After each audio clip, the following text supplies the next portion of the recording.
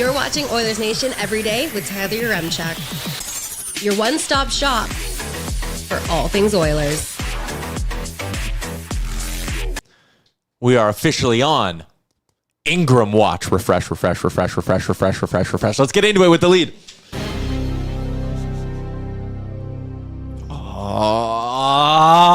Come on. Are the Oilers claiming this guy? Where are the insiders? The waiver wire dropped a minute ago. Why don't we get the emails that all the insiders do? Frustrating, to say the least. Welcome into Oilers Nation Everyday. We are live from the Sports Closet studio. Check them out online at sportscloset.ca. From jerseys to hats to the legendary foam finger, you'll find it all and more at the Sports Closet. We are also a presentation of Bet365. Download the app. Use the promo code NATION. Whatever the moment, it's never ordinary at Bet365. Liam, have your say right now. Are they going to claim him? I think they will. I think they won't, and I actually don't think it makes a ton of sense to claim him. I wonder if they put in a claim but don't get him. I mean, You think he might go earlier? I don't think he'll go earlier. I think enough teams are settled in the crease. But they're 31st, right? Yeah. That's what I mean. Like, maybe there's one team. Like, I know Toronto just signed Reimer today, but I don't think Toronto wants to sign. Like, I would be very surprised if a team wants to sign up for a $1.8 million cap hit. Here we go. Clears waivers and now can be assigned to the AHL. There you go. That is best case scenario for the Edmonton Oilers. Because now they can just trade. Maybe trade for him. So I'll explain that. We're going to make it our Sherwood Ford Giant question. Shout out to our friends at Sherwood Ford the Giant, right in the heart of Sherwood Park. Find out their large selection of new and used vehicles by going to sherwoodford.ca. Also want to remind everyone that Dealer Days at Sherwood Ford is on now, and they're having a hockey event at the dealership Saturday, October 18th from 1 to 3 p.m. I'm going to give you a scenario, and your giant question will be, would you do this? Okay. Would you rather? So the reason that acquiring him now makes sense is because you can put him directly in Bakersfield. Mm-hmm. I do think there is an angle for the Oilers that they want Stuart Skinner to be their starting goalie this year. Agreed. They don't want to waive Calvin Pickard because they recognize how important he is in the room. Agreed. Okay. If you're Utah right now, you have Connor Ingram sitting in your minor leagues at $1.1 million, $800,000 of dead money, we'll call it, because you can only bury 1.1 mil of it. Yeah. And he's actually costing you 1.9 million still of hard dollars that your owner needs to pay. And I know their owner is very rich, but still. Yeah. It's $1.9 million that you need to pay and $800K in dead cap space. For the Oilers to afford a $1.8 million goalie, Pickard goes on waivers, but it's an extra $800,000. That's, an extra player. That's an extra body being up on your roster. I don't think they'd want to do that. If you go to Utah, though, and say, hey, why don't you retain $800,000 now? Same dead cap hit, but you're out of paying the real dollars. And then for the Oilers, he's the same cap hit as Calvin Pickard when you eventually bring him up. If you would have claimed him on waivers, he's on your NHL roster at $1.8 million, and you need to put either him or Calvin Pickard on waivers at the start of the season and risk losing one. Now you can go the route of acquiring him. Remember, they did this with Klim Kostin and Dmitry Samarikov. Mm-hmm. Since he's already cleared, you can acquire him and he can go right down to Bakersfield and start the season in Bakersfield. You can get him retained, so when the time comes that you need to make that Pickard swap, it's the same dollars. Million down, million up. You can bury all of Pickard's salary in the minors. You can bury all $1 million of Ingram's salary in the minors. If you need to throw Utah something to make it worth their while, you have a 6th and 7th round pick this year. Yeah, Mark's available. I doubt Edmonton would do that. But, right, you can throw them whatever you want to throw them, sure. Right? If you want to send them, let's be honest, you can probably send them one of your, goalie prospects. Like, if you pick between Nathaniel Day and Connor Unger if you really need to, because you're going to have an extra guy in the minors for a little bit. Gotta be Max Jones. Yeah, you could do something like that. Like, you can send them a contract whoever you deem to be an expendable contract, you can make it worth Utah's while. Yep. And again, financially, this makes sense for Utah. I also think Utah is relatively committed to doing right by the player in this situation. I completely agree. So let's call it a 7th round pick for Connor Ingram, or a 6th round pick even, for Connor Ingram with $800,000 retained. He goes right to the American League. Would you do it? Yeah, I would do 100%, it. right? I don't know if Utah would. I don't know. It's such an interesting situation. It depends where he wants to go. Like, if he wants to be a bit closer to home, then Utah is closer than Bakersfield. Or where's their farm team? Yeah, but is this about being close to home, or is this about him getting a shot in the NHL, right? I don't know. What is it about? I think it's about him resuming his NHL career. Getting another shot. Okay. Then, yeah, Edmonton seems like a decent spot for him. Is there any other legit chances. Like, what's Calgary's? But they have Devin Cooley. Like, Hey, Devin Cooley. Maybe they're a team that could be interested. Maybe that's something we can ask our guests. Yeah, we could. I mean, Devin Cooley, 28 years old, league minimum. Dustin Wolf's taking on bulk starts this year. Well, they acquired Ivan Prosvetov. Oh, yeah, they did get that guy. So they kind of have their third goalie waiting in the wings. Like, I was going to say that Devin Cooley, though, he is bad. I think they like him. Oh, then they're making a big mistake. How was he last year? Bad. He played with the Wranglers last year because they have Vladar. He had good numbers in the American League. What about it? Isn't he the goalie the Oilers play? He was on San Jose, right? Yeah. If I'm not mistaken. He was one of those players the Oilers lit up, I think. Him and Magnus Krona. I wonder what old Magnus is up to nowadays. But yeah. I think the Oilers should have interest in him. I think Stuart Skinner has a higher ceiling, of course. Totally. But I think Connor Ingram has a lower floor, a higher floor, I guess it would be, than Calvin Pickard. I would argue on the floor, but Connor Ingram certainly has a higher ceiling. Yeah, than I think Pickard. He's better. I think he's better too. I think he has the ability to be better than him. But I also can understand why they maybe wouldn't want to mess with the chemistry right now. I think that's a legit thing, right? Like, especially when you read all the stuff about how much Connor McDavid loves Calvin Pickard. Yeah. Do you want, that might be a relationship you're trying to keep pretty solid right now. Maybe. I think about that too, but starting with Ingram and Bakersfield clears you of that. Totally, I agree. Because you just get a month into the season, you let Ingram play a bunch. Because remember, he barely played last year. Yep. This is him clearing his best case scenario for the Oilers, because now you can get the player, let him get up to speed in Bakersfield, and when the time inevitably comes where you go through a 6 or 7 game stretch where your goaltending sucks, you sit there and go, let's say it's Stu struggling. You say, Stu, your knee hurts. It's like what baseball teams do with pitchers, right? You always joke that a guy like Barrios is on the IL with left arm shittiness or right arm shittiness. Like Alec Manoah. There you go. He's done a bunch of stuff. But you go to Pickard or you go to Skinner and you say, your knee is sore today. Mm-hmm. And they go, no, it's not. And you go, oh, yeah, you want to go on waivers? And they go, yeah, you're right. My knee's sore. Because one of them is the reason that you'd want to call up Ingram, right? You're not going to do it if both Pickard and Skinner are playing well in December. Yeah. But when one of them inevitably goes through a tough stretch, you call up Ingram, and it's a free shot to go, there's our potential goaltending upgrade. We're not hurting or disrupting anything in the locker room, which, again, I know people will roll their eyes at and be like, you need to win the Stanley Cup. I don't think you want to put Calvin Pickard on waivers at a training camp. I don't think they want to do that, too. I think he would be a player they would trade if they were to do it. If that was to happen. Or again, halfway through the year, you go, hey man, the results are the results. At least you have results to point to at that point. For we need to change things up. If Pickard and Skinner just play really, really well, then this is just never a conversation all year. You have Ingram sitting in the minors, and it's like, hey man, that sucks, but you're playing again. You're playing. Yeah. We're giving you starts, and we're doing right by you in that sense of we're not sitting you for Matt Tompkins. Yeah, the others do have a lot of goalies in They do have a lot of goalies, but you can't, again, as much as it might be shitty to Matt Tompkins, be like, hey, man, you're going to the E, or wherever you're going, or we're loaning you somewhere. At some point, it's Matt. Love him, former Crusader. At some point, it's okay, it's Matt Tompkins. We need to prioritize having Connor. If you don't not get Connor Ingram because you're worried about Matt Tompkins' feelings. No, I wouldn't be worried about Matt Tompkins. I'd be more, if we're going down that avenue, Janssen, Dale, they need to play. Yeah, they would have Connor. What's his name? Connor Unger as well. They would have a lot of goalies. At some point, you would just have to. If they brought in another goalie, Michael DiPietro is another guy that was brought up over the summer. A guy that needs waivers. Maybe they're just waiting for a slightly cheaper option to get through waivers and being like, we're going to take a shot at this guy instead. Yeah, because like you said, the whole thing of dead cap and everything isn't. What was Hart saying about that too? When it comes around to playoffs, that's part of your cap situation. He's going to be however expensive. So I'm 0% surprised no one claimed him. No, but I won't be surprised if there's a market for him now. When you brought it up, the whole waivers thing is a very plausible idea. Yeah, that's what I would do, and I actually think the Oilers would be. I was against claiming him, but I think the Oilers would be very, very, very smart to go and trade for this guy now because you can put him right in Bakersfield. Makes sense, total sense. There you go. We're both giving a thumbs up. Maybe we put a poll. Can we put a poll in the chat? That's would you trade for Connor Ingram?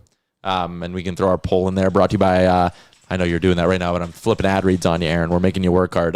Sherwood Power Sports and Marine. Full boat winterization with free pickup and delivery. Very similar to the Nation Valet service, but for your boat. It all comes from Sherwood Power Sports and Marine. They offer the best boat and marine engine winterizing services, shrink wrapping, and detailing in all of Alberta. All right. Got a little bit more we need to get to today. We're continuing our division previews with Ryan Pike from Flamesnation. Ryan Pike. It's disappointing we didn't go with my idea of doing everyone at once. Pause. Ryan Pike will be very insightful. It was very good. We had quads earlier in the week too. Oh, yeah. Starting in Western Canada. We'll branch out next week. We're also going to tell you guys our exciting announcement. I can't wait to hear it. On a scale of 1 to 10, it's probably like a 6. Okay. Well, what we're doing next year. The news about our show. Which part? Like, we'll just tell everyone everything. Okay, well, I think I know what it is, so I can't wait to hear. Mulek says, I'm not worried either way. I think there are better options to target. I'd actually love to hear them. Who are your better options to target? I'm like legitimately curious. Well, yeah, I mentioned Michael DiPietro just because that was a name that was brought up. Because who was the other fella people were talking about going through? The guy in New Jersey, Nico Dawes. No, there was one other guy. Who was that? Samsonov's still free agent. No, it wasn't Samsonov. I think you're thinking of Nico Dawes. It was Dawes and DiPietro. No, it wasn't. It was somebody else. I can't remember who it was. Both those guys I do recall, but I'm sure there was another player. I can't remember. I'll have to have a look. I think the Devils are like fully preparing to lose Dawes on waivers because they signed Georgi Romanov, I believe, to a PTO. Yeah. Another former San Jose Shark. Another former San Jose Shark, Liam. Yes. I can't remember who it was. I'll have to find it. Dawes, I rubbed hot sauce in my eye. When? Like about 20 minutes ago. That's not going well? My eye is sore. My mouth is burning. It's been a tough one. This one, it's fine now, but it is like stinging a little bit. Are you thinking of the guy in Washington that Kevin Weeks was tweeting about the other day? His name is Clay Stevenson, 26 years old. No, definitely not young Clay. I can't remember. No, never mind. I'll find it. It's all good. Okay. Clay Stevenson last year had pretty average numbers in the American League, actually a below average save percentage, but he's had good seasons in the past. I don't think the Oilers are going to claim Clay Stevenson. I've never even heard of him. How old is he? 26. Yeah. I have a 26-year-old at home. Stuart Skinner. And he's a starter in the NHL. We have 26-year-old goalie at home. Yeah. Okay. All right. Like we said we'd do every Friday through training camp, we are going to update our projected rosters based on what we've seen at camp, what Knobloch's doing. Like, it's not so much our opinion, it's our opinion blended with educational guesses. Yeah. And thinking what we're thinking Knobloch's going to do. Getting into the mind of the Nobby. Happy birthday, by the way. Yeah, it's his birthday on Wednesday. Belated, yeah. Mm-hmm. We just ran out of time. All right, so our lineup predictions are brought to you by the Alberta Teachers Association. Alberta spends the least per student on public education in Canada. Schools are underfunded and in crisis. Overcrowded classrooms, unmet student needs, and dwindling supports are driving a record number of teachers to leave the professions. As Albertans, we cannot ignore this neglect. Why does Alberta invest the least in its students? The excuses must stop. Stand up for our schools, support our educators, and help ensure every child has the opportunity to succeed. The future of education in Alberta depends on it. For more information, visit stoptheexcuses.ca. Aaron's also got one today, but you want me to go first? Sure, go ahead. Okay, I'll go first. Here is my Tyler Yaremchuk V2 of 3 projected lineup for opening night for the Edmonton Oilers. The top line, I think it's going to stay the same. We're going Draisaitl, McDavid, and Frederic. It seems like Knobloch likes that trio. I think Frederic getting a look there. He checks a lot of boxes. Agreed. And I don't think he's going to play bad enough to lose this spot. So I think those three are a lock to be your top line. Line number 2. I'm going Nuge, Howard, and Tomasek. I know they're talking about Tomasek and Henrique fighting for that 3C spot. Yeah. I have not seen enough or really anything from Tomasek to lead me to believe he can be a bottom 6 centerman, to lead me to think he can be a centerman at the NHL level. I think his strengths are his size and his shot, and you will be in infinitely better positions to use your size and shot when you are a winger, especially on Nugent Hopkins' wing. And because I have Nuge, Howard, and Tomasek as a line, I'm almost viewing these two lines as like 2A and 2B. Like it's a true top line, middle 6, and a 4th line here for the Oilers. And that line of Nuge, Howard, and Tomasek, they're going to get a lot of O-zone starts in my world. They're not going to get heavy D-zone assignments. They're going to get chances to move the puck around and shoot pucks. Yeah. And I think Nuge fits that blend well because he's also, relatively defensively responsible. Brings me to third line. Savoy is more complete than Howard. Henrique is not as good of a centerman as Nuge. So I'm putting the more complete rookie with the lesser veteran. And Mangiapane, I think, can actually drive offense. I think there's a hope here from the Oilers that he is a guy who does not need a high-end centerman to go and produce. He scored 14 goals last year with Lars Eller as his centerman. I think putting him with Henrique and Savoy is a good mix. It's going to be a line that, the wingers move better than the centerman, but I still think Henrique going to the net, things of that nature, has some skill to play off with Savoy. Mangiapane is going to be the driver there. Boom. I like that third line. They're going to be the line I maybe trust more in my own end compared to that second line, but they're still good. And my fourth line, I'm all in on Noah Philp. There is no reason why this guy should not be in your opening night lineup. He is a homegrown right shot 4C with size, offensive instincts, can kill penalties, and he's got upside. You play this guy. You play this guy the first 10 games of the season and go from there. I got Kapanen on the right side. I got Podkolzin. Assuming he is in the lineup for opening night, and we should pass on our condolences to the Podkolzin family. If you didn't hear, absolutely heartbreaking. Basically 2 days after this guy signs the biggest contract of his life, a massive moment. His dad passes away. So Podkolzin's back in Russia. I know we're a day or two late to that news because we didn't have a show yesterday, but condolences to Podkolzin. But if Pods is ready to go and back on October 8th, he's playing with Philp and Kapanen, and that is a fourth line that hits. That is a fourth line that can produce offense. That is a fourth line I think you can trust in every zone. I love my lineup. I don't want to hear any arguments about it because I love it so much. I think it's a good lineup. I said no arguments. I'm kidding. Continue. Honestly, it was pretty difficult to put this one together after watching a few preseason games. Obviously, you left Yaremchuk out of your lineup too, and him and Lazar are my 13 and 14th forwards. Yeah, and I think that's not such a bad thing. At the end of the day, those are good NHL players-ish. Mm-hmm. Let's take a look at mine, Aaron. Blue line's the same. Yeah, blue line. No one's arguing with the blue line. KD says this lineup is terrible. KD, tell me what I did wrong. Yeah. Because I actually don't think I did much wrong there. Poor Pods, I think he's going to get a ton of usage on that fourth line. I think all three of those lines are actually going to play relatively similar minutes at 5-on-5.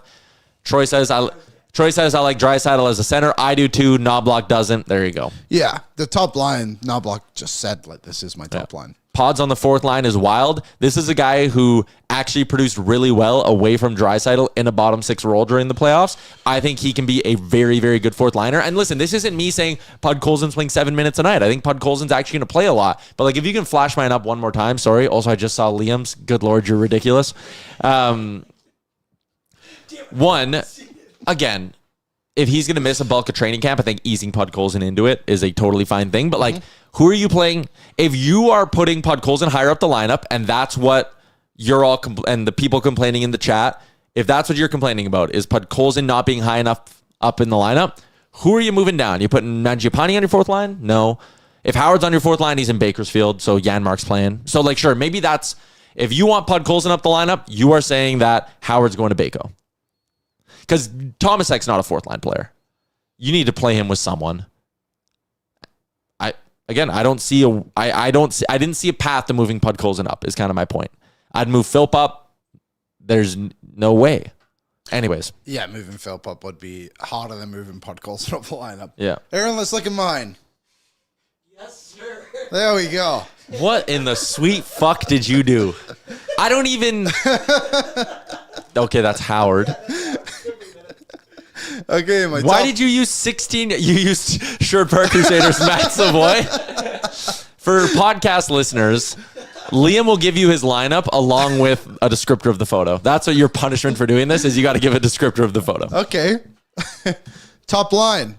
Leon Draisaitl. Very handsome picture of him. Same with McDavid. I didn't want to disrespect those guys. No, Trent Frederic alongside them because we've just been told that's the top line. That is his draft photo. Ike Howard, I'm assuming this is from military camp or something along those lines. He's on my second line left wing. He is bald in that picture. Nugent Hopkins, I believe he's in a suit posing for something. He's my second line That might be center. his draft photo. It could be. Could very well be. Podkolzin, I have him on the right wing. I know he's a left shot, but I wanted him higher up the lineup. Third line, Andrew Mangiapane winning the World Championships for Team Canada. Adam Henrique just looking dashing. Looks like some kind of Biceps are looking good there. yeah, some kind of clothing line, I would assume. Yeah, Matthew Savoy in his Sherwood Ford Crusaders jersey, Which is what everyone remembers him as, a Crusader. That was my third line. My fourth line is Matthias Janmark in his some Swedish jersey. Yeah. Noah Philp in his not Kamley's Blazers. What was that? Kootenay Ice. Kootenay Ice jersey, with the big K. That looks like his rookie jersey. And then Kasperi Kapanen. What is he, fucking 12 in that? I don't know how old he is, but he's on my fourth line. The blue line, Ekholm Bouchard very close to the camera. You need to tweet this so everyone can see it. Okay, Donnell Nurse alongside Wallman in his rookie photo. Donnell Nurse, that's when he played for the Sioux. Brett Kulak rookie photo, and Ty Emberson in his University of Wisconsin jersey. So I'll run you through my logic a little bit. Obviously, the top line we don't need to discuss. Top line self-explanatory, yeah. Very good. Second line, I wanted someone who could go and get pucks. And I felt like you had Tomasek there, I know, and I don't have him in my 12 right now. I just feel like there wasn't a spot readily available to him. And Podkolzin, we know you can play him anywhere in the lineup. You know where you get him from him. And I think a guy like Howard is going to need a Podkolzin on his line, or someone similar to start the season until he gets used to the NHL level. Third line, just a good, hard-working trio, I think. Mangiapane, Savoy, and Henrique. I don't love the size. Obviously, Mangiapane and Savoy, undersized guys. But, again, like two very responsible players. Savoy's going to work his ass off as well, and same with Mangiapane. Fourth line, again, Matthias Janmark, I mean, I think he's just going to be in the lineup, whether we like it or not. Noah Philp, I think, has really earned a spot. He played well the other day. Who was that against Seattle, I think? Winnipeg on the road, sorry. Yep.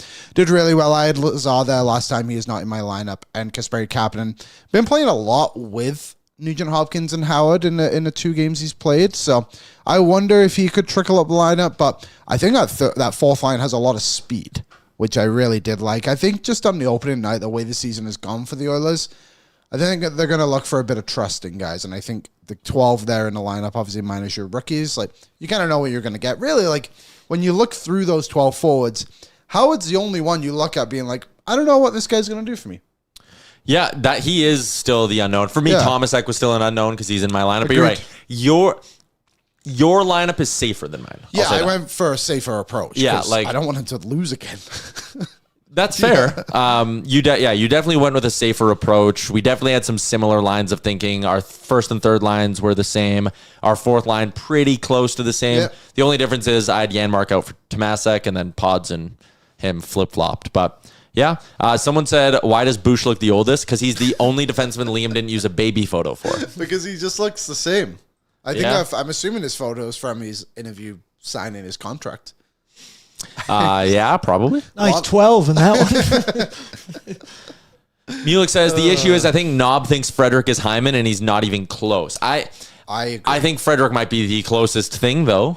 Maybe Mangiapane is, but you need him playing well off that line to give yourself some depth. I think so watching yesterday's game, was it yesterday? Whenever it was, Wednesday. Yeah. It was really weird. And maybe some other people saw this too, but I feel like Frederic just didn't move. In the offensive, he actually finished -3 in the game too. But like, from what I saw, maybe it got better. I got bored, so I turned it off. I have to be honest. But they would just kind of get in the offensive zone. McDavid and Draisaitl would pass around, and Frederic would stand in front of the net. They were going through the motions. But yeah, totally. But I feel like Hyman didn't do that. But he seemed like very scripted, being like, "We need you to go to the net." But Hyman gets a lot of puck touches. Bit more active in the cycle. Totally. And I just thought that was really weird way to play Frederic. I think he can play hockey. I think he can touch the puck, and I think he can make plays. I just thought they really underutilized him, and I think if this is the way they're going to do it going forward, they've got to tell him, like, hey, we actually need you to move with us. We can't just essentially play 4-on-5. Yeah. I just thought it was odd. Very odd. Hans Sosa said, you're putting this line up against Florida, this third line up against Florida's. I'm going to let you in on something, Han. It's September 26th. Don't got to worry about Florida for a long time. No. And they don't have Barkov. Who will Florida's top line center be now? They'll probably just move Reinhardt to the middle. He takes a lot of face-offs, remember? Okay, yeah. Or Sam Bennett. No, you know who just hit the bleeping jackpot? Jack Roslovic. I know. I actually did think about that immediately. I was like, well, that's why. I mean, they could still run. Their spine could still be Bennett, Lundell, Rodriguez. Now they don't have to trade Rodriguez. Now they don't have to trade Rodriguez. The Empty Netters guys put out a thing, and they were like, great, Evgeny Malkin, 50% retained. I don't think Malkin's going anywhere. I don't think he will either, but it's... Rob Rossi said that, right, the other day, is that I don't plan on writing a chapter about him not being in Pittsburgh. But, again, like, you were to talk to Brad Marchand a year ago, he would have told you I'm going to be a Bruin my whole life, right? And, like... Yeah, I suppose. And I just think with, as gross as this is, it's Florida. Right? So, like, Malkin might be sitting there being like, no, I'm not going to the Rangers even. I'm not going to whoever you throw my way. Ooh, Florida with my boy Bob. Yeah, Bobrovsky. Yeah, maybe. Heartbreaking for Barkov, who is expected to miss the entire season with a knee injury. Yeah, tough. Heartbreaking he's got to miss the Olympics. Yeah, especially Finland like really need players. Well, Last year they missed Mira Heiskanen for the Four Nations. One other player as well. I can't also, like, he's been robbed of the Olympics. Like, he will get another crack when he's 34, granted, but, like, prime of your career, Olympics in Europe, like, man, that sucks. Yeah, really tough blow for him. Mulek says Sidney Crosby to Florida. I will throw up. There's no way Sid does that. He's going to Montreal or nowhere else. Again, legacy talk. Like, he's not going to Florida to chase a ring. He doesn't care. Yeah, he should just stay in Pittsburgh. He probably will. I think he will, too. I just don't see it. I don't know. Like, it's not like he doesn't have one. It's not like a Gindler at the end of his career, you know? Like, what does he have, 3? 2 Olympic golds? Like, he's won everything. Yep. You go for it again, and I respect it totally. But I don't know. I just have a weird feeling about it. I don't see it coming. Yeah. Okay. We're going to be joined by Ryan Pike in a little bit. But I have a lineup. Oh, too. Aaron's lineup. Yeah, Jesus. Let's go. Yeah, I almost forgot. Liam's, yours, I said Liam's was safer. I think mine's even safer than Liam's. Top line, Leon, Connor, Trent Frederic, not by choice, but because I've been told. Yes. But I've also been told by Leon Draisaitl that we're going to switch, guys. It's been 10 years of That this. was very funny when he was like, it's going to change. What are we even doing here? We all know that. The blender's going to blend. So in this world, I have Pods on the second line. Because I know he'll play with Leon in that 2C spot. But Ty, you also mentioned that Pods produced away from Leon Draisaitl at points. Nuge was on his centerman for a lot of that producing. Yeah. So I think he can do that. Matt Savoy, I think, is the logical choice for the second line right wing. You will notice there's no Ike Howard on my roster. The third line, David Tomasek.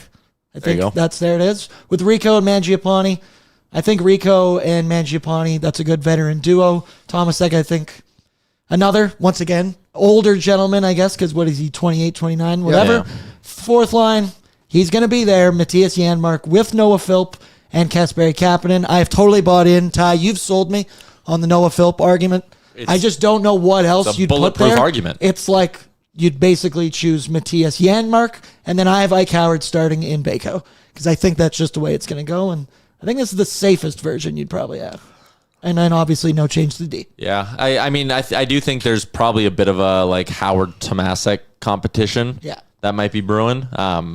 Maybe they don't want to have them both. But anyways, we're going to get to the guest line in a second, but we got 2 minutes here. So very quickly for our friends at Greta, it is the best sports time of the year right now. Greta, the TV setup, absolutely elite. The location, elite. The food, unbelievable. Arcade bar, street food right in downtown Edmonton. Hit up our friends at Greta this weekend. I'm doing the football game on Saturday. I have a banger of a Saturday lined up. I think a little trip to Greta afterwards. I'm going to be watching Cody Fajardo spin that thing. I'm going to need to get up to the football game. It just makes sense. It just adds up. All right. No cuts yet for the Oilers. I think yesterday because it was officially an off day. So I don't think you can cut players on an off day. They'll cut guys after tonight, probably. Yeah, I would assume. They have a lot of players still around. Yeah, and tonight they're on home ice. Who are they playing tonight? Winnipeg, yes. So they're on home ice against the Jets. They are not playing a lot of the big dogs. And by not a lot, basically none. But they are doing Mangiapane, Henrique, and Savoy, which I will say, hand up, did go into my lineup projection. I'm like, hey, if Knobloch's trying it out tonight, there's a chance that a week from now, it's just still a line. So Mangiapane, Henrique, Savoy, that'll be your top line tonight. They're going Tomasek at center. Hand up prediction. This will be his last game as a centerman. They will move him to the wing after this one. He's playing with Kapanen and Ike Howard. Noah Philp with Janmark and Hudson. That's interesting for Noah Philp making the team. Playing him with Janmark for a game, even Hudson on the right side, I know that won't stick. Hudson's been a great story, but I don't think he makes the NHL out of camp. This is very, very encouraging for someone who is pro Noah Phil. Josh Szymanski with Robbie Jarventi and Marhala. That will probably be your second line to start the year in Bakersfield. I would think they're top 6 forwards in Bakersfield for sure. Maybe they've actually all had pretty decent camps. Yeah, they've done well. Nurse with Tony Stech. Kulak with Regula, which I like. Give them a look together. Why not? Deneen with Josh Brown, which might be your second pairing in Bakersfield. Oh, probably, top second, whatever. Something like that. Deneen, they've actually been decent too. Pickard and Janssen split. Or one of them will play the whole game. Who knows? They should just play Pickard. Yeah, they probably will want to give Pickard a full game. It's on home ice. Yeah, sure. There you go. Regula should probably get sent down, if I have to be honest. Watching him a little bit, like he needs to just get back. He hasn't played in so long. Like, I see something in him, but he's got to play. I did too. Yep, totally. All right, there you go. There's your game preview for tonight as they take on the Jets. We'll maybe give you the Jets lineup later. I don't think it's out yet. But shout out to our friends at Greta. Shout out to the Edmonton Oilers who play hockey tonight. Shout out to my dogs at the crib. Shout out my dogs at the crib. Have you been watching Big Brother this year? No, not at all. I heard it was brutal. Terrible season. It's almost over. It ends, I think. Is there that one girl? Sunday? She came back, and I heard it was like pretty rigged around. Yeah, her. it was pretty rigged. Yeah, gross. All right, let's go to the Star Mechanical Guest Line, Edmonton's #1 plumbing and heating company. Star Mechanical works with the top local award-winning home builders on all their new homes. They work closely with the CHBA on events like the Awards of Excellence in Housing. They don't have expensive rates. They focus on being as cost-conscious as they can be for you, the customer. Find out more about everything they do, including 24/7 emergency services, by going to starmechanical.ca. You can also schedule an appointment at starmechanical.ca, which is a very cool feature. Ryan Pike, editor, writer, Flames Nation. You ready for hockey season, Pike? I mean, we got, 12 days for Battle of Alberta? It sounds like it's going to be a good time. I heard you are going to be sleeping in our studio for that first game of the year. I think your studio is booked. I had to find other accommodations. But yeah, making the trek up for the first big game of the season. And, it's the Flames have much been made about their crazy schedule to begin the season. They play 3 times before the end of the 4th day of the regular season. So it's, if they're going to be good, bad, or whatever, we're going to find out pretty quickly. Before we look ahead to the season, let's look back at the offseason for the Calgary Flames. After such a surprising season from a positive perspective, they outperformed expectations. Are you surprised that the mandate this summer seemed to be take care of all the in-house stuff instead of going out and making some big ads? Not really. I mean, Craig Conroy, when he came in, his thought process was, let's clean up what he inherited from Brad Treliving. And so a lot of the first year and a half of him as a GM was him sort of, cleaning out the barn, so to speak. And so then he got into evaluation mode. And so, over the last season, we saw them, they asked the question, can Dustin Wolf be what we hope he can be? And the answer is a resounding yes. And once you have that answer, you lock him up. Same thing with, can Kevin Ball be the top 4 shutdown, heavy minutes defenseman they hoped he could be? And the answer is yes, so they locked him up. Can Matt Coronado, their first rounder from 2021, can he be a power play guy, big goals and big situations guy the way that he was at other levels? The answer is yes, so they locked him up. And I think, much of it has been made about the level of distractions there were in Calgary, basically during Craig's first year that he inherited. You inherited 7 guys who are pending UFAs, and those decisions linger over everything you do. Just the fact that heading into this summer, like at some point, Rasmus Anderson will probably be wearing another jersey, but it's not a big secret. It's not a big distraction. And the fact that that's the only thing that's the big thing that they have to figure out between now and July 1, that's kind of remarkable. And I think it allowed them to just sort of focus on the hockey. And one of the reasons I think that they were so effective last season was that they just focused on the hockey. And it turned out that focusing on the hockey made them a pretty good hockey team. What is kind of the update on the Rasmus Anderson situation? Obviously, he's a good player. Contract's great.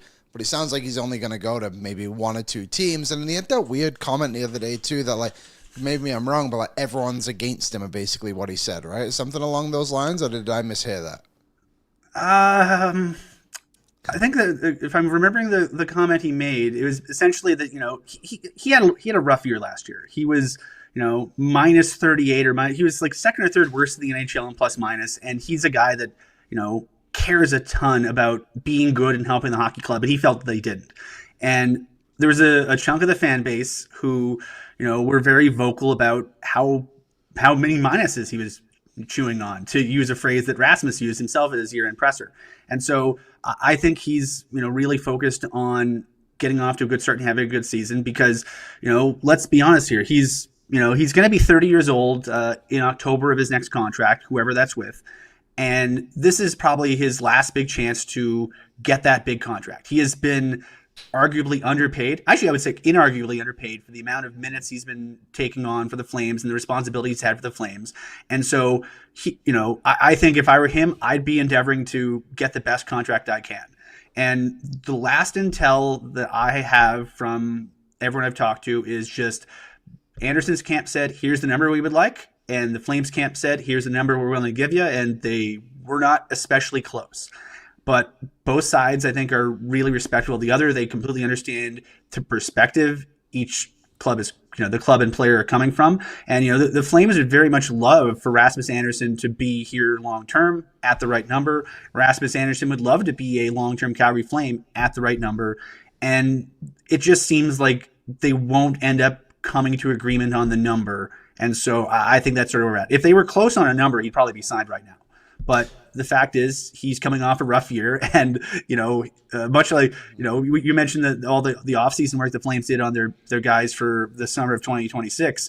You work quickly on guys when your vision aligns with them, and if it doesn't quite match up, I think it's in everyone's best interest for Rasmus to go into the season and play a heck of a lot and play well, because if he wants to cash in, that's what he needs to do. And if the Flames want to keep moving this project forward that they have, I think they need him to do that. Let's take a look ahead now to sort of the expectations for this upcoming season. Last year Dustin Wolf was incredible, and I don't think I'm being a hater when I say they needed him to be incredible. They didn't score a lot of goals.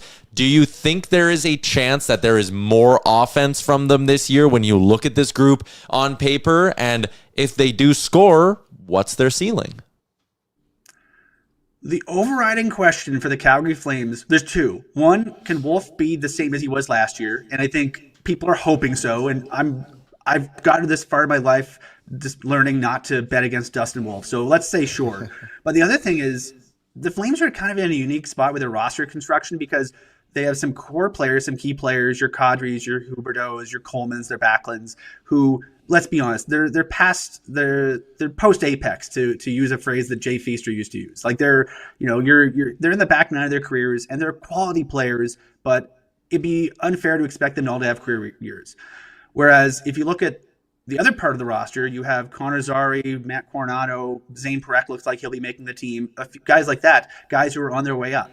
And can the guys who are on their way up grow faster than the guys who are on their way down, have their offense shrink?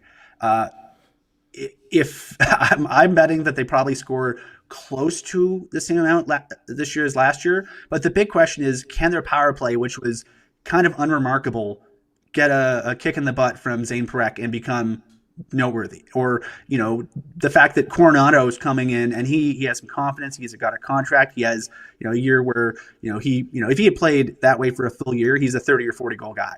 Can those guys in the power play give them a power play that's actually worth watching and worth paying attention to and worth worrying about? And that's what going to have to be. They're not going to be a team that can play run and gun hockey. They're not going to be a team that can outscore their mistakes. So they're at 5-on-5. They're going to have to try to saw off even and play some smart structural hockey. And then they're going to win or lose games based on how their special teams go.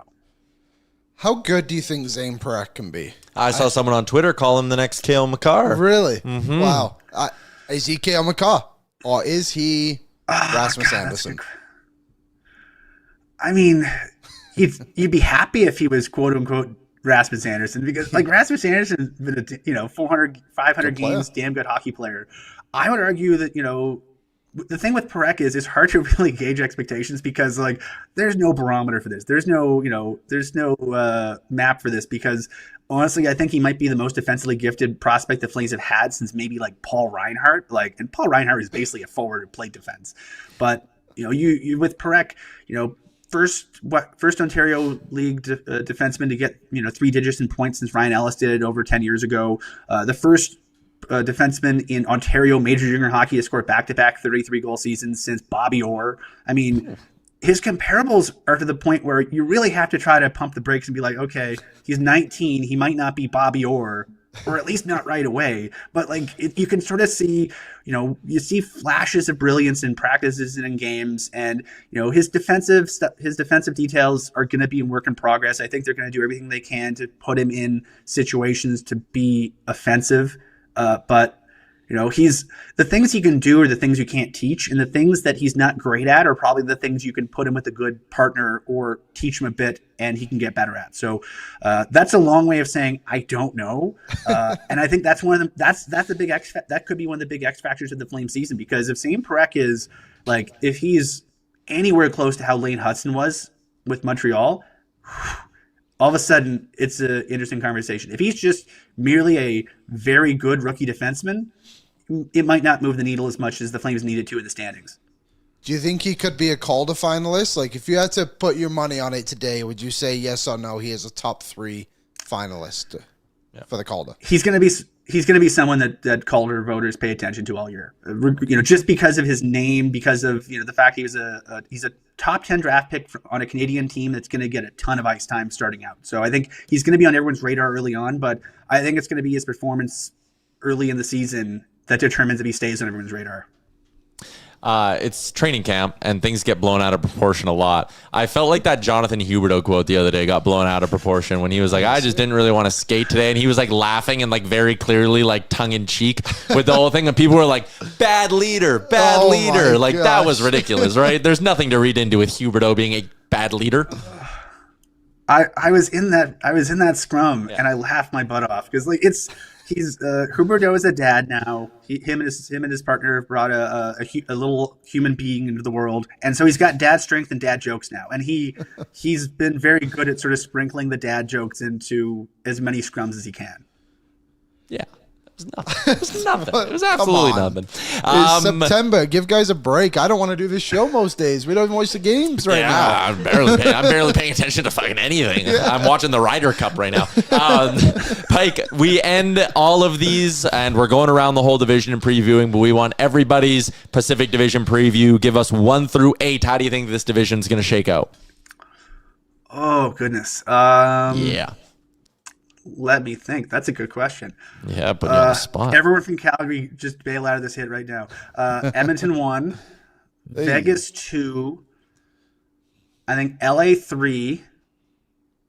I think Edmonton wins the division barely, just so on the last weekend of the season you guys can avoid another LA series. I think Calgary 4. I'm being optimistic. Vancouver 5. Who's left? The other California teams? Anaheim, Seattle, San Jose. I'd say, I'd actually go in that order. Anaheim, Seattle, San Jose for the first 6, 7, 8. I don't hate that. So are you saying Flames playoffs or no? Yeah, is it only 3 Pacific Division playoff teams? I think if they make it in, they're the second wild card, and I think it's going to be really similar to how it was this year, where I think the external expectations are very low. The odds makers have them. I think last year was 81.5 as the points over under. Now I think it's around 85. I don't think you bring back the same roster and add a young player and realistically have your performance completely fall off a cliff. And this was a team that had one of the worst shooting percentages in the entire NHL and a bad penalty kill and a very middling power play. You fix 2 of those things, and I think they're a playoff team. So I think they eke in. I think this year or this past season they lost on tiebreakers. I think they make it in on that small of a margin this year. But I think it's going to be the last 2 weeks of the season are going to be white knuckle time. That'll be fun. Yeah. I hope they do get in, because that means we would get maybe an Edmonton-Calgary series again. Exactly. It's everything covering the teams, being a hockey fan in Alberta. Infinitely more fun when both teams are good. Yeah, I mean, I'm old, you guys, but I remember I remember it was the early the 80s, hearing the stories about how poor Winnipeg had to come through, and if you survived Edmonton, you got beat up by Calgary or vice versa. And I think hockey in general is more fun when the Canadian teams are good, especially Calgary and Edmonton, because you want these regular season games to make a difference in the standings and to matter and to have, fans chirping each other all season, because, that means that that hockey is alive and well in this part of the world. Pike, we appreciate your time. You do great work. Our chat wasn't that mean to you, and I count that as a victory as well. They don't handle flame stuff all that well, but you delivered for us, so thank you. And I'll see you guys in a couple of weeks. Yeah, we'll Sounds good, Piker. I think he is sleeping in our studio. Anyways, there's Ryan Pike from Flamesnation, writer and editor on the Star Mechanical guest line. I swear BM told us, he was like, hey, Pike's staying in your guys' studio. I thought he just said that. And then he said it's booked. If it's booked, that means a stranger is sleeping in there while we're doing our show. Oh, yeah. Oh, yeah. It can't be booked. Like, it cannot be booked. Unless he's just talking about the other suite. We're moving up there, like, when the show's done. ASAP as possible. Aaron booked it. We Hand got up. a super chat. Oh, we did? Some euros. Oh, okay. Don't know how we're going to use those. Let's get to our super chat. Is that a Cambor Leeuwarden jersey? I'm from the Netherlands and live in Leeuwarden. Haha. Who do you think the Oilers would go for at the deadline? I'll ask Frank. Is that a Leeuwarden jersey? It's a Canberra jersey. So, thank you for asking. That's why you wanted the super chat, But right? it has my dad bought this for me. It has Canadian flags on it. So, they did this jersey to honor the men in World War II who fought in this town, I guess. Cool. And they made these jerseys. And on the back, it says like Royal Canadian something. So, yeah, it is a Canberra jersey. And thank you for your €6. Sweet. Yeah, that's a pretty cool jersey. They're like a second division team, I think, in the Netherlands. So kind of cool. Cool to be noticed. Nice kit. Great There kit. you go. Let's get to what's trending for our friends at Oodle Noodle. The value menu, or the value deal, allows you to add 2 green onion cakes, 5 spring rolls, or wontons to your order, signature or premium boxes, for just $2. So you order a signature or premium box tonight. It's Friday. Let's go. And then for $2, you can add the green onion cakes. For $2, you can add spring rolls or wontons. Whatever you want, for $2, you can add them in. It's a great deal. Order today at oodlenoodle.ca and go pick it up. Canada USA is hosting an Olympic tune-up game. Rogers Place is hosting a Canada USA Olympic tune-up game. Technically, Canada is also hosting. Correct. Yeah, December 10th and 13th, I believe the date. So that's great. That's great. That's women's hockey, by the way, not the men's. Okay. And yeah, that'll be awesome. They obviously had the PWHL here last season, I guess. Yep. Great turnout. Yeah, it was I'm an gonna try and awesome go. turnout. I mean, Didn't it sell out? yeah, I think it did. Canada, US. I mean, any sport is always fantastic, Yeah. especially the women's. Holy smokes, that is a legit rivalry. Like they really hate each other. Yeah. So that's Should be a good game. Yeah, it should be good. What else is trending? Baseball's implementing the challenge system next year. So tell me more. So basically, and they did it in spring training last year, and I liked it, and they've done it in the minor leagues this whole season. Okay. Or in AAA. You have like a red flag? No, so only the pitcher, catcher, or batter can challenge. You can't get signals from the dugout to challenge. So you can't have someone like watching a monitor in the dugout. That'd be cheating. And then like signaling, like challenge it. Each team only gets 2 incorrect challenges a game. Good. So you get 2 challenges. If you miss them both, so like if you have a batter who's just an idiot and is like, I'm not taking that strikeout, they tap their head and that signals that they want the challenge. And then like tennis, on the screen, they do the view. Automated thing. So the whole crowd will kind of see it in real time. If a sliver of the baseball is touching the zone, it's a strike. And they'll tell you, I think, on the screen, like 0.2 millimeters it missed by or whatever. Oh. Which is pretty neat. Every player at the beginning of the year gets measurements. Okay. So you know like exactly what their, by the definition of the book, strike zone is. Cool. And I think it's really interesting. One, it will end. I think it'll be cool to see how teams implement their rules for this. Because like, I think a lot of teams will just be like, hey, we don't challenge in the first 5 innings unless it's like bases loaded, 2 outs. Or something like that. Spot, like you need to, I think you need to have really strong rules in place to like make sure you don't have an idiot batter who with no one on and 2 out in the second inning is like challenge. Yeah, you really can't just throw it around. No, because you only get 2. And then if you get to the 9th inning, it's like, oh shit, we kind of wanted our challenge. Like, it'll be really cool to see. I like that. It's a good way to keep the game honest too. Totally. And it's not totally removing the umps, but like umps do, like I think the MLB average this year is 94%. Ball and strike calls. Which is great. Yeah, so it's like, whatever that would be, 1 in every 20 pitches is called incorrectly, but now there's strategy behind, like you're not just going to challenge 1 in every 20 pitches as the batter or the pitcher. How do you do it? I guess it'd be 1 in 40 because 1 in 20 could go your way as well. So I wanted to bring up this tweet. Baseball implemented the pitch clock, and a lot of people bitched about it, right? Because people love, like what we saw with the CFL, people love bitching about change, right? And they love making a big deal and banging their fist on the table and going, tradition, tradition, tradition. They're going to ruin baseball. It's a game that's not meant to be played fast. Regular season 9-inning games, so it takes out extra inning games in Major League Baseball that last for 3 hours and 30 minutes in length. In 2021, there were 391 of them. Wow. 391 regular season games lasted longer than 3.5 hours in 2021. Is that just 9 innings? Yeah. Okay. In 2022, it was 232. You want to guess how many there's been this year? 120. 3. Oh wow. Oh. Isn't that crazy? They have, and again, there's still games, like the average length of a game is still north of 2.5 hours. It's still like a solid sporting event, but for there to only be 3 games that are painfully long all year, when 4 years ago there were 391 of them, is crazy. It's crazy.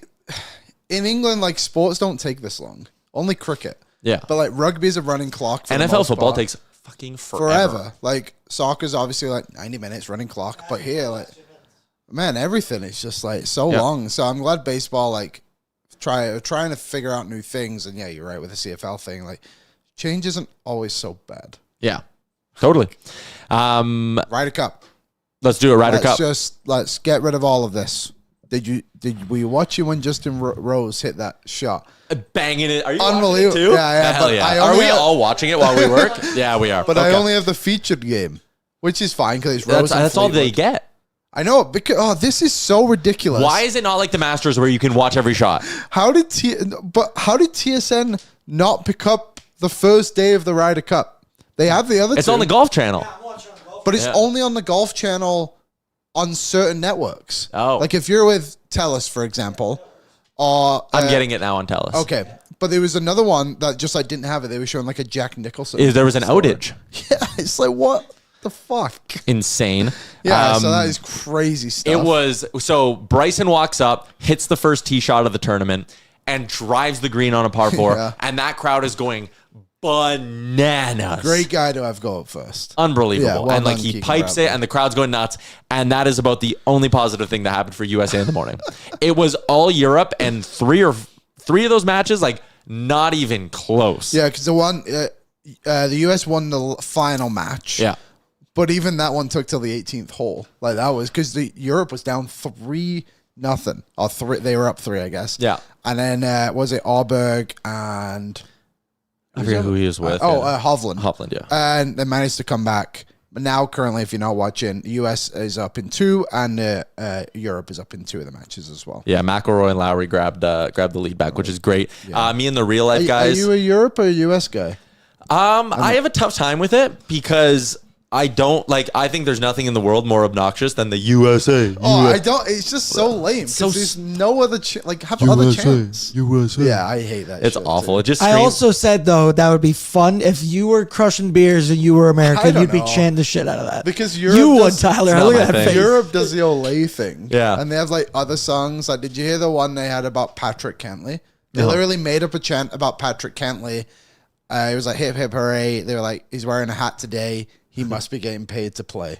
And it's like, you just banger. make that up on the European spot. fans are so good. Way better, yes. So good. But I like a bunch of the American golfers. Justin Thomas is probably my favorite pro He golfer. was bad this morning. Too. Yeah. It was brutal. I can't like believe Scotty he won. Scheffler, although Yeah, I like JT's Scotty. cleaned it up here. There's a bunch he of is. Americans I like. So I do, my bets are just kind of a mix. Like right now, I have 4-leg parlay for these matchups. Rory and Lowry to win theirs. Are they winning right now? They're up 1. Fleetwood and Rose to win theirs. They are down 1. Damn it, they are. Thomas and Young to win theirs. They're up 2. Spawn and Scheffler to win theirs. They're down 2. They're down 2. Yeah, they got to Can clean you up. believe that Europe was plus 170 to win the whole thing? Yeah, it was. Like, I know, like, no one wins on the road, but still, like, Yeah. it's the same team. The only I thing bet they Team Europe, replaced- Liam. I bet Team well, Europe. the only thing that they replaced was the Twins. Mm-hmm. They just flipped them. It's the same team.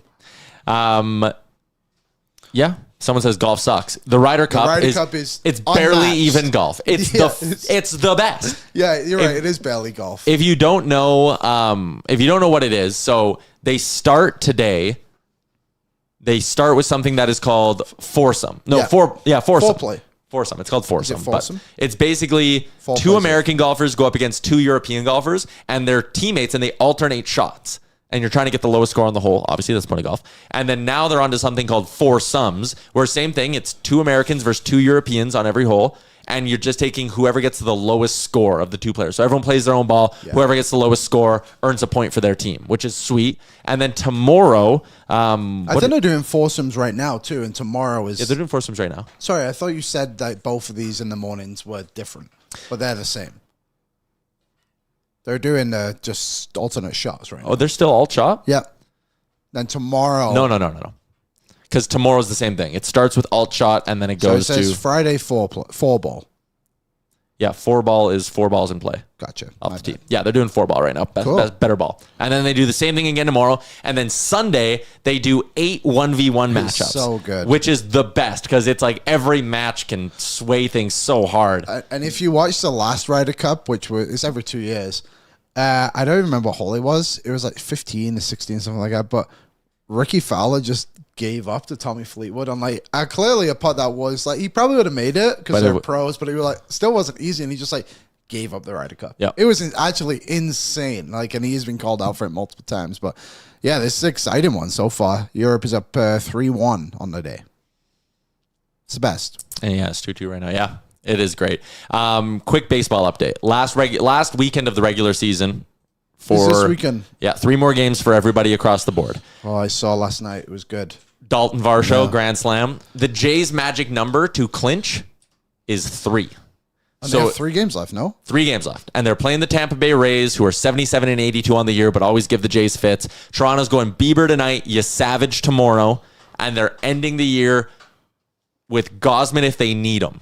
Okay. So the best case scenario for the Jays would be you win tonight, you win tomorrow. Tonight's an Apple TV game, by the way. You win tonight, you win tomorrow, and you need the Yankees to lose one of the next 2 to Baltimore because then you don't care what happens on Sunday. You've clinched the division. You have a bye through the wild card round, and you don't need to worry about ruining having Gausman start. Because then if you have to start Gausman on Sunday and you lose, then you get to a world where you don't have him for the wild card series. So how soon do the playoffs start? Tuesday.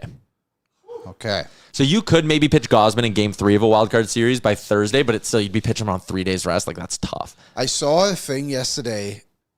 So the Blue Jays won yesterday, by the way. Yeah, 6-1 for people who didn't see. Dalton Varsho, Grand Slam. Yeah.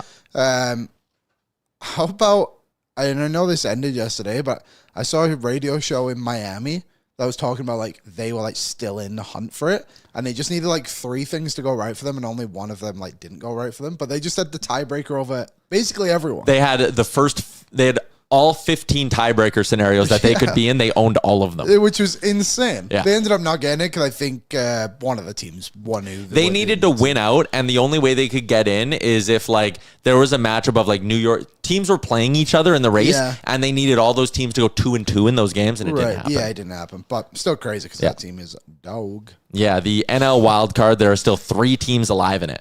It's the Mets, Reds, and D-backs. It's exciting. Yeah, the American League wild card is coming down to, it's the Astros who are a game back of the Tigers. Tigers game back of the Guardians for their division, though. Oh. Crazy. Oh, it's good. It's awesome. Mariners exciting. clinched. They did. Yeah. That's good. My dad's a Mariners fan. So sorry, just to wrap up the Yankees talk, or Yankees-Jays talk, if there's a game where the Yankees are going to lose, it's tonight. Baltimore's going with Trevor Rogers. He is not allowed an earned run in back-to-back starts and struck out 13 batters in those 11 innings. Sounds good. The Yankees are going with Will Warren, who's allowed 7 earned runs and 14 hits in his last 10 innings. Will Warren's their like 5th guy, right? Yeah. So like tonight could be a big night Blue Jays wise. Okay, well we're rooting for it. I put on notifications the other day. For the Jays? And I had to turn them off. It was so sad. It was on the second game against Boston when they got smoked, and I'm just like, man, every time I get a Blue Jays one, it just seems like I get a Yankees one being like, they scored a run. And it's like, oh, for fuck's sakes. Okay. Bet365. Download the app today. Use the promo code NATION. Whatever the moment, it's never ordinary at Bet365. I got my pick. Our NFL parlay is 0-3 to start the year, but it does not matter if we go 0-3 on a week, 2-3. A loss is a loss. Loss is a loss. as long as we hit 1 out of every 5, we'll be profitable at the end of the season. So, boys, let's take a look at this NFL slate. It's a great one this weekend. I think I know what I like. Okay, Aaron, we'll let you go first then. Aaron is Bears +1 over the Raiders. I don't get why they are the underdog. I don't get why they're the underdog. Doesn't make any sense. Raiders stink. Their O-line stinks. They stink. Yeah, Bears +1. Bears +1. Don't hate it. Liam, do you have one that jumps off the page to you? It gets tough. It is tougher, doesn't it?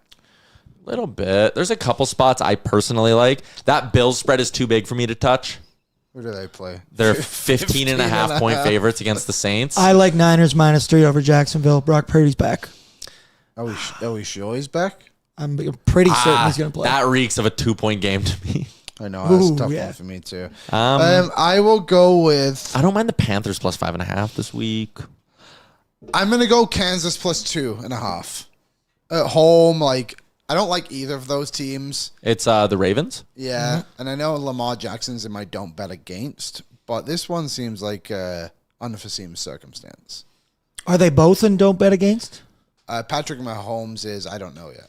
But I think he actually played okay on Monday. I got a couple spots here I like. I'm going to throw them out to you guys. Lions -10 over the Browns feels like a big spread. Huge spread. The over there feels okay. 40. But I the think Browns' defense is so It is good. Chargers -6.5 over the Giants, who are starting Jackson Dart. I love that. That feels like an okay spot. But on the road, that's tough. I don't think for the Chargers have been so good. I looked at that one. Steelers +2.5 against the Vikings in the Dublin game. I don't mind that because I think Carson Wentz is maybe a little... No, he's not good. He's not good. Ass. I'm changing my bet. Okay, what are you doing? I'm going to go Green Bay -6.5. GB -6.5. Okay, that's fine. Okay. I didn't even hate the over in that game, too. 46. I just Dallas. had picking the spread. Yeah. I also liked Colts-Rams over, but that's a lot of points. But I think there's going to be a lot of points scored. Let's go... Oh, yeah, that Browns D is good. Let's go Chargers -6.5. I don't think Jackson Dart's doing a whole heck of a lot. No, I don't think so. Packers -6.5. Chargers -6.5. Bears plus the point. There's our NFL parlay. Giddy up. What is it? Juice together? Oh, let me click all the buttons really quick. What did I pick? I did 6.5. Chargers, I did Packers. You did Packers on the Sunday nighter. That'd be a fun sweat on Sunday night if we survived there. Bears +1. We've one game in every time slot for +567, boys. There we go. All right. I feel good about this one. I like this one. I like this $5 one. on that. You got lunch for the week. Absolutely. I mean, have you seen inflation? Thanks, Carney. I'm just kidding. What are you doing this weekend? I have a housewarming party tomorrow, and I'm going to kick a field goal.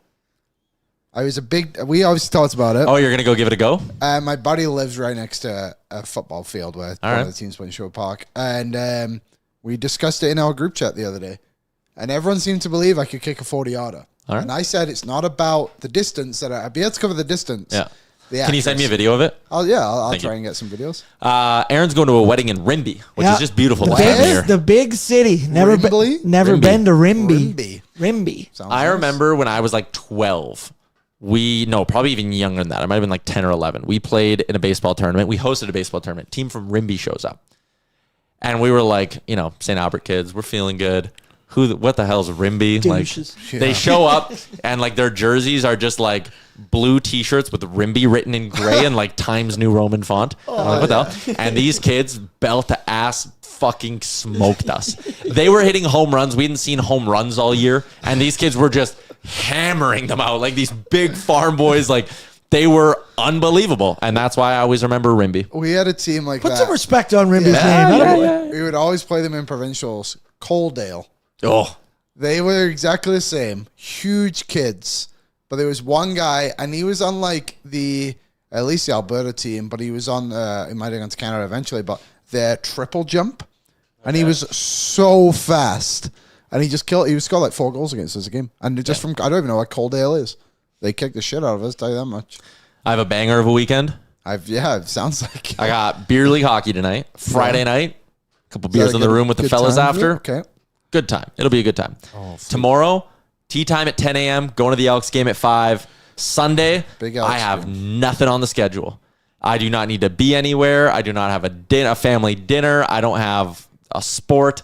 I am going to sit on my couch at 11, go Ryder Cup and NFL until 9 p.m. and tuck myself into bed. I won $1 yesterday on about 365 daily lineups. Oh, really? Yeah. Congrats. So that'll be For big. baseball? No, for Monday night game. Thursday night football. I had Yeah, that yeah. tight end who got a touchdown in my Barner? team. Yeah. Yeah. Sweet. And I made Trey McBride my captain. No quarterback system. Terrible game yesterday. We also didn't tell everyone the news about our show next year. Oh, yeah. So let's find out what it is. Yeah. Well, this is going to be our last show until Wednesday. Yeah, because we got to set up a studio. We got to set up the studio, all that stuff. So Wednesday, October 1, that's a nice clean start date. We're back. 90-minute shows every day. We're extending the show 30 minutes every single day. Okay. Bang. There's the big announcement. Okay, I recall. Now you remember. So we're going to be noon start. We're going till 1:30, kind of like we do in the playoffs, but we're going every day. Probably going to be 2 guests a day. If it's a game day, probably a guest plus Jay. We're going to try get into that a little bit more because this summer it was really just Liam and I all the time. So yeah, giddy up. 90-minute shows next year. We have a bunch of really fun guests committed. Robbie Shremp's in for a regular appearance on the show twice a month. Louis DeBrusque is back for his every week. Jason Demers is going to be around. He's not going to be every Friday, but he's going to be a couple times a month as well. We got Doobie. We have Carter Hutton, who is my new co-host on Daily Face Off Live. That show also starts next Wednesday. Dave Pagnota every single week. Jeff Merrick's going to be around as well. Game days with Jay. The Empty Netters are going to be kicking around. We got a couple other things we haven't announced yet because there's still some stuff to work on. But we're going to have to talk to those Empty Netters guys if they want to be around weekly. Like, no more of this bullshit. We love the Oilers, and I mean, like, fuck the Oilers. You're in or you're out. Right? You're taking a hard stance. Fucking man. Fucking Liam. right. A You can't come on Oilers Nation every day and then go talk shit about them. I mean, they're independent guys. I agree. They can have their own opinion. Are you going to protest them when they come on I'm the going to show? ask them. Like, why did you do that? Are you going to ask them? No, I won't ask them. I'm too scared. I'll ask them. But like, why were you so for us but then so against us? What's the deal? You agree? You seem very I think that'd be a great discussion. I got your back virtually, Liam. Yeah, come on. They're fine. I like those guys. We met them in Florida. Yeah, they're great guys. Yeah, they're great guys. But come on. This is oil country. All right. You're one of us now if you're on the show. That is a wrap on today's edition of the show. Enjoy your weekend, everybody. Go Elks. Also, condolences to Larry Thompson. Oh, that was crazy. Super out of nowhere. Sad. The Elks owner passes away. They announced yesterday. So Yeah, let's just- pat Commonwealth for Larry this weekend. Yeah, what an impact he had on the team in just a year. I think we'll look Just back over a on year. that, even though he's obviously passed. But like, we'll look back on that maybe in 5 years and be like, oh man, he like people are saying it now, but like we'll see it more in a few years. He saved the Elks. Oh, 100%. Yeah. He did a great job, and his family came out yesterday in their statement and said they're going to continue his legacy and want to stay as the owners of the team. So Elks are in good hands. Absolutely. So condolences to the Thompson family, anyone who knew him. Big loss for the football community in Edmonton, but hopefully the Elks can go out and get a big win tomorrow for him. Let's hope so. Big one. Giddy up. Enjoy your weekend, everybody. We'll be back on Wednesday. Oil up.